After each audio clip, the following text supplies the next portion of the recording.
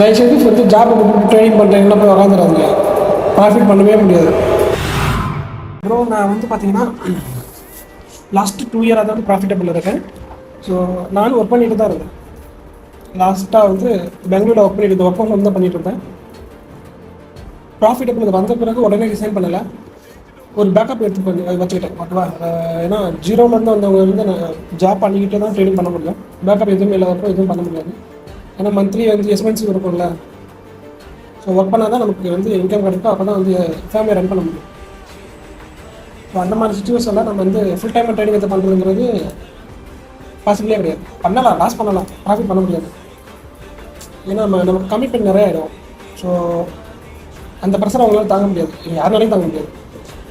நல்லா பிரச்சனையே இல்லாமல் பண்ணும்போது பெரும் பிரச்சனை ஆகும். ட்ரைனிங்கில் பிரச்சனையோட போய் பண்ணிங்கன்னா இன்னும் பிரச்சனை நிறையா இருக்கும்ல. ப்ராப்ளமே நான் 2023 தான் ப்ராஃபிட்டபிள் ஜோனுக்கே மூவ் ஆகும். இது வரைக்கும் ப்ராஃபிட்டபிளாக தான் இருக்குது. ஸோ லைக் ஒரு 20 லட்சம் பேக்கப் அந்த மாதிரி எடுத்து வச்சுட்டு நீங்கள் ஜாப் ரிசைன் பண்ணிக்கலாம். ஒரு வேளை ட்ரேடிங்கில் திருப்பி ஏதாச்சும் ஒரு பிரச்சனை வந்துச்சு அப்படின்னா கூட நீங்கள் வந்து அதில் விஸ்டாண்ட் பண்ணணும், இல்லைனா வேறு ஒரு பிளானுக்கு நீங்கள் எக்ஸிக்யூட் பண்ணிவிட்டு அதை சால்வ் பண்ணுறதுக்கு ரெடியாக இருக்கணும். நீங்கள் எதுவுமே நடந்தாடல ட்ரேடிங்கில் இன்றைக்கி பெருசாக ப்ராஃபிட் பண்ணுவோம், நாளைக்கு பெருசாக லாஸ் ஆகும்.